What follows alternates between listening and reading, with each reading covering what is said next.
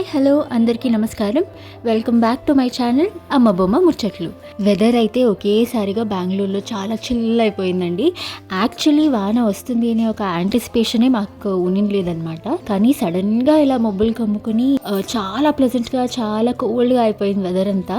చూసాక మాకే ఆశ్చర్యం వేసింది, ఎందుకంటే మార్నింగే చాలా అంటే చాలా ఎండ ఉన్నిందనమాట. అసలు బెంగళూరేనా ఇది అనే లెవెల్కి ఎండలు ఉన్నాయి. అండ్ ఈ ఇయర్ కొంచెం ఎండలు ఎక్కువేనంట. సో ఇంత ఎండలు ఉంటాయని అయితే మేము అనుకోలేదన్నమాట. కానీ సడన్గా ఇలా వాన పడడం వల్ల చాలా హ్యాపీ. నేనైతే చిన్నగా చినుకులు అయితే స్టార్ట్ అయిపోయాయండి. అండ్ మా బాల్కనీ ఎటు సైడ్ అయితే ఉందో ఆ పక్క నుంచే వాన అనేది పడుతుంది అనమాట. సో నేను ఇక్కడ బాల్కనీలో నిల్చొని ఈ యొక్క వెదర్ని అయితే చాలా ఎంజాయ్ చేస్తున్నాను. మీ ఇంటి దగ్గర కానీ లేదా మీ ఏరియాలో కానీ వాన పడిందా లేదా అనేది నాకు కమెంట్ సెక్షన్లో తప్పకుండా తెలియచేయండి. వాన అయితే కంప్లీట్ చాలా హెవీగా స్టార్ట్ అయిపోయిందనమాట. అలాగే చాలా వరకు గాలి కూడా వీస్తోంది. ఈ వానలో కూడా ఆవులు వచ్చాయన్నమాట. సో ఇక్కడ బాల్కనీలో నిల్చొని ఈ యొక్క సీనరీ అయితే నేను చాలా ఎంజాయ్ చేస్తున్నాను. బ్యాక్గ్రౌండ్ మ్యూజిక్ ఉంటే బాగుండు, సేమ్ మన మూవీలో ఎఫెక్ట్ లాగా ఉంటుంది. కానీ వెదర్ అయితే చాలా బాగుంది ఈరోజు. ఇంకొకటి ఏంటి అంటే మా గార్డెన్లో వాటర్ డ్రైన్ అయ్యే హోల్ ఏదైతే ఉందో అది చాలా చిన్నదనమాట. సో ఇలా హెవీగా రెయిన్స్ పడినప్పుడు గార్డెన్లో ఉండే డ్రై లీవ్స్ ఏదైతే ఉంటాయో చెట్లలో అవి కిందకి పడిపోయి ఆ డ్రైన్ని కవర్ చేసేస్తుంది. సో వాటర్ క్లాగ్ అయిపోతుంది అనమాట. మాకు రెయిన్ వచ్చినప్పుడు ఇదొక ఎక్స్ట్రా పని. ఆ వాటర్ నిండుతుందా లేదా అనేది చూసుకుని టైం టు టైం ఆ ఒక లీవ్స్ మేము రిమూవ్ చేయాలన్నమాట. అండ్ మా ఇంట్లో ఈ పిరమిడ్ లాగా ఒకటి ఉంది. సో హెవీ రెయిన్స్ పడినప్పుడు ఈ పిరమిడ్ పైన వాటర్ పడేది చాలా క్లీన్ గా వినిపిస్తుంది అనమాట. అండ్ ఒక్కొక్కసారి భయం కూడా వేస్తుంది ఆ సౌండ్ కి. ఇది నెక్స్ట్ డే మార్నింగ్ అండి. ఇంత దగ్గరగా మంకీస్ చూడడం ఇదే ఫస్ట్ టైం. అది మా ఇంటి కాంపౌండ్ లోనే 2 మంకీలు వచ్చాయి. కానీ అమ్మ చెప్పింది 6 మంకీస్ వచ్చాయి అనమాట. కానీ నేను చూసింది 2. ఇవైతే చాలా గోల చేశాయన్నమాట. మా గార్డెన్ కి వెళ్ళి పాట్స్ అంతా కిందికి పడేసి, అలాగే ఈ ఒక పాట్ ఏది ఉందో అది మా పక్కింటి నేబర్ వాళ్ళ కాంపౌండ్ లో పడేసిందనమాట. సో మాకు అప్పుడు భయం వేసింది, ఎందుకంటే ఏదైనా అనుకుంటారేమో లేదా తిడతారేమో అని. సరే మళ్ళీ మేము వాళ్ళ ఇంటికి వెళ్ళి మట్టి అంతా క్లియర్ చేసి మళ్ళీ దాన్ని క్లీన్ చేసి ఇచ్చేసి వచ్చామన్నమాట. ఈ పాట్లో ఏ ప్లాంట్ ఉన్నింది అనేది కూడా మాకు మర్చిపోయేంత లెవెల్కి పాడు చేసేసాయి. కానీ సడన్గా అంత క్లోజ్గా మంకీస్ని చూడడం అయితే చాలా సర్ప్రైజింగ్గా ఉన్నింది. ఇవంతా కొంచెం గోల అయిపోయినాక నేను మమ్మీని యాక్చువల్లీ పౌచెస్ కొంచెం కుట్టివ్వు నాకు అని అడిగాను అనమాట. ఎందుకంటే నాకు మెయిన్లీ ఇలా హ్యాండ్ మేడ్ కస్టమ్ పౌచెస్ అంటే చాలా ఇష్టం. పెన్స్ వీటికే కాకుండా ఐలైనర్స్ కానీ లేదా లిప్ లైనర్స్ కానీ మేకప్స్ ఇలాంటివి కూడా ప్యాక్ చేసుకోవడానికి చాలా బాగుంటుంది. సో ఆ స్టిచ్చింగ్ కూడా నేను మీతో షేర్ చేసుకుంటాను. ఇంట్రెస్టెడ్గా ఉంటే మీరు కూడా ట్రై చేయండి. ఇది ఒక నార్మల్ సైజ్ పౌచ్ అనమాట. ఎక్కువ పెద్దది కూడా కాదు, ఎక్కువ చిన్నది కూడా కాదు. లెంత్ వచ్చేసి 9 ఇంచెస్ అండ్ విడ్త్ వచ్చేసి 7 ఇంచెస్. అండ్ సర్కిల్ ఏదైతే మేము పౌచ్ కి అటాచ్ చేస్తామో అది 2.5 ఇంచెస్ అనమాట. Single like from the centre మీరు తీసుకోవాలి అంటే 1/4 ఇలా. ఇంకొకటి ఏంటి అంటే ఈ లెంత్ అండ్ బ్రెడ్త్ నేను ఏదైతే చెప్పానో అది విత్ స్టిచ్చింగ్ ఇంక్లూడెడ్. ఎందుకంటే స్టిచ్ చేసేటప్పుడు మేము ఒక టెన్షన్ స్పేస్ అనేది వదులుతాం కదా. సో అది ఇంక్లూడెడ్గా 9 ఇంచెస్ అండ్ 7 ఇంచెస్ ఇక్కడ మెజర్మెంట్స్ నేను చెప్పాను.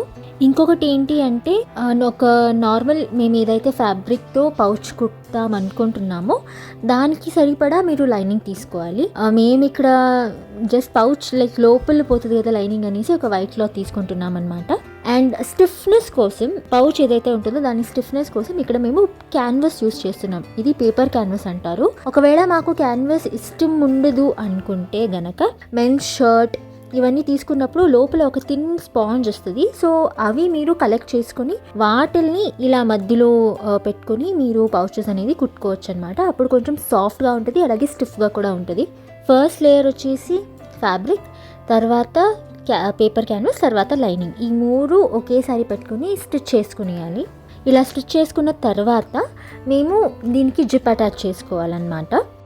ఇంకొకటి పేపర్ క్యాన్వాస్లో ఏంటి అంటే పేపర్ క్యాన్వాస్లో ఒక సైడ్ గమ్ ఉంటుంది. సో కరెక్ట్గా స్టిచ్చింగ్ రాదు లేదా అవ్వదు, లైక్ పేపర్ క్యాన్వాస్ చాలా స్లిప్ అవుతూ ఉంటుంది అనేవాళ్ళు పేపర్ క్యాన్వాస్ గమ్ ఏ సైడ్ అయితే ఉంటుందో దాన్ని ఫ్యాబ్రిక్ పైన పెట్టి ఐరన్ చేసుకుంటే మీకు అది క్యాన్వాస్ అనేది స్టిక్ అయిపోతుంది ఫ్యాబ్రిక్కి. అలా స్టిక్ అయిపోయిన తర్వాత మీరు డైరెక్ట్గా లైనింగ్ పెట్టి కుట్టుకునేయచ్చు అనమాట.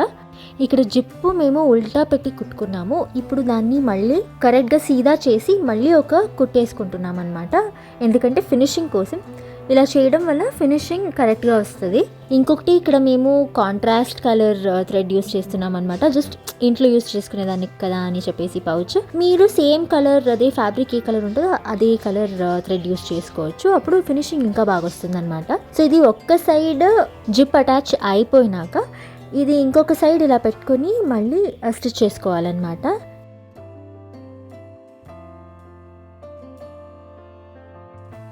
ఇది ఇలా జిప్ మేము అటాచ్ చేసుకున్న తర్వాత ఈ పౌచ్ ఏదైతే ఉందో దీన్ని మేము రివర్స్ చేసుకోవాలి. అంటే రివర్స్లోనే కుట్టింటాం కాబట్టి సీదా చేసుకోవాలి. సీదా చేసుకుంటే మీకు ఒక స్కెలిటన్ అనేది రెడీ అయిపోతుంది అండ్ జిప్ కరెక్ట్గా అటాచ్ అయిపోయి ఉంటుంది. ఇప్పుడు ఈ సైడ్ కూడా ఫినిషింగ్ చేయాలి కాబట్టి ఈ ఫ్యాబ్రిక్ని ఫోల్డ్ చేసుకుని మళ్ళీ ఫినిషింగ్ స్టిచ్ అనేది మేము వేసుకోవాలి. ఇలా ఫినిషింగ్ అయిపోయిన తర్వాత మాకి ఆల్మోస్ట్ పౌచ్ అనేది రెడీ అయిపోతుంది అనమాట. ఇప్పుడైతే సైడ్లో నేను సర్కిల్ చెప్పాను కదా 2.5 ఇంచెస్ అది ఏమైనా సర్కిల్ ఉంటుందో అది మేము అటాచ్ చేసుకోవాలన్నమాట. ఇంకొకటి మేము ఎలాంటి పౌచ్ కుడుతున్నాం అనే దాన్ని బట్టి మేము ట్రయాంగిల్ షేప్లో ఫ్యాబ్రిక్ అటాచ్ చేసుకుంటామా లేదా సర్కిల్లో అటాచ్ చేసుకుంటామా అనేది డిపెండ్ అవుతుంది. సర్కిల్కి కూడా ఫస్ట్ ఫ్యాబ్రిక్, తర్వాత పేపర్ క్యాన్వాస్ అండ్ తర్వాత లైనింగ్ పెట్టుకొని కుట్టుకోవాలి. ఇక్కడ మా మమ్మీ సర్కిల్ కట్ చేసుకుంటుందన్నమాట. అండ్ సర్కిల్ వచ్చేసి 2.5 ఇంచెస్. మీరు కావాలి అంటే క్లీన్గా 2.5 ఇంచ్ అది ఏదైతే ఉందో దాన్ని స్కేల్లో కానీ లేకపోతే ఇంచ్ టేప్లో కానీ మార్క్ వేసుకుని దాన్ని కరెక్ట్గా కట్ చేసుకోవచ్చు. సో ఇప్పుడు ఈ 2 సర్కిల్స్ అనేది ఈ పౌచ్కి మేము స్టిచ్ చేసుకోవాలి ఇదే సైడ్స్లో. ఫస్ట్ అయితే ఈ సర్కిల్స్ని సెపరేట్గా స్టిచ్ చేసుకోవాలన్నమాట. సెపరేట్గా స్టిచ్ చేసుకున్న తర్వాత ఈ మెయిన్ పౌచ్కి అయితే అటాచ్ చేయాలి. ఎంత బయట డబ్బులు ఇచ్చి మేము ఎన్ని different Barbie pouch, Ben Ten pouch, Chhota Bheem pouch అని తీసుకున్నా అమ్మ ఏదో ఒక పౌచ్ కుట్టిస్తుంది అంటే దాని సంతోషమే వేరనమాట. యాక్చువల్లీ స్కూల్ అప్పటి నుంచి కూడా అమ్మ నాకు చాలాసార్లు పౌచెస్ కుట్టించేది. అండ్ మా స్కూల్లో వచ్చేసి ఈవెంట్స్ జరిగేదనమాట. లైక్ మాదే ఒక చిన్న స్టాల్ పెట్టుకుని మా దగ్గర ఉండే క్రాఫ్ట్ ఐటమ్స్ని సేల్ చేయడం ఇలాంటి ఈవెంట్స్ జరిగేవి. సో అప్పుడు యాక్చువల్లీ నేను మా అమ్మ దగ్గర పౌచెస్ కుట్టించుకొని వెళ్ళి స్కూల్లో సేల్ చేసేదాన్ని అనమాట. పర్ పౌచ్ 15 రూపీస్, 20 రూపీస్ అని చెప్పేసి. సో ఇక్కడ మేము సర్కిల్స్ని అయితే పౌచ్కి అటాచ్ చేసుకుని ఇస్తున్నాం. రివర్స్ చేసి అటాచ్ చేయాలన్నమాట సర్కిల్స్ని. అప్పుడే మాకు ఫినిషింగ్ బాగా వస్తుంది. అంటే కుట్లు మాకు బయట కనపడకుండా ఉంటుంది. అటాచ్ చేసుకున్న తర్వాత మళ్ళీ మా పౌచ్ అనేది మేము సీదా చేసుకోవాలి. అంతేనండి, వెరీ సింపుల్. ఈ పౌచ్ కుట్టడం మాత్రం కొంచెం ఆల్మోస్ట్ ఒక 15-20 మినిట్స్ టైంలో మా అమ్మ కుట్టేసింది. ఇంకా ఎక్కువ అయితే లైక్ ఇంకా చాలా పద్ధతిగా క్లీన్గా ఫినిషింగ్తో చేసుకోవాలి అంటే ఒక హాఫ్ అన్ అవర్లో క్యూట్ పౌచెస్ అయితే రెడీ అయిపోతుంది అనమాట. ఇంకా లైక్ పెద్ద పౌచ్ కావాలి అనుకుంటే నేను ఏదైతే మెజర్మెంట్స్ మెన్షన్ చేశానో ఈ వీడియోలో దాన్ని ఒక 2 ఇంచెస్ ఎక్కువ చేసుకోవడం కానీ లేదా తక్కువ చేసుకోవడం కానీ అలా అంతా మీరు చేసుకుని మీరు ఎక్స్పెరిమెంట్ చేయొచ్చు. కానీ లెంత్ అండ్ బ్రెడ్త్ మేము ఎంత మెజర్మెంట్ తీసుకున్నా కూడా బేసిక్ కుట్టడం అయితే ఇలానే. అండ్ ఇప్పుడు నేను చూపిస్తా ఉండేది వచ్చేసి డిఫరెంట్ ఫ్యాబ్రిక్స్లో మా మమ్మీ కుట్టిండే పౌచెస్ అన్నమాట.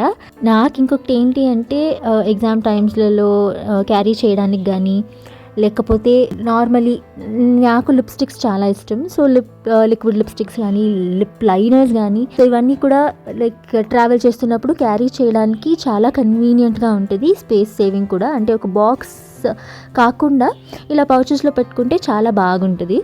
అందుకని ఎన్ని పౌచెస్ ఉంటే అంత బెటర్ అని నేను ఫీల్ అయ్యి మా మమ్మీ దగ్గర కుట్టించుకుంటుంటాను అనమాట. ఇది నాకు one of the favourite pouches. ఇంకొకటి ఏంటి అంటే మా మమ్మీ పోట్లీ బ్యాగ్ ఒకటి కుట్టారనమాట. అది కూడా నాకు చాలా అంటే చాలా నచ్చింది. మీలో ఎవరికైనా ఈ పోట్లీ బ్యాగ్ ఎలా కుట్టాలి, మెజర్మెంట్స్ ఏంటి, ఒక మీడియం సైజ్ అనేది తెలియాలి అని ఉంటే గనక నాకు కమెంట్ సెక్షన్లో తప్పకుండా తెలియచేయండి. నేను నెక్స్ట్ వీడియోలో పోట్లీ బ్యాగ్ ఎలా కుట్టడం అనేది మీకు చూపిస్తాను. ఇన్ని పౌచెస్లో మీ ఫేవరెట్ పౌచ్ ఏంటి అనేది కూడా నాకు కమెంట్ సెక్షన్లో తప్పకుండా తెలియచేయండి. ఇంకొక మంచి వీడియోతో నేను మీ ముందుంటాను. అంటిల్ దెన్ కీప్ వాచింగ్ అమ్మ బొమ్మ ముచ్చట్లు.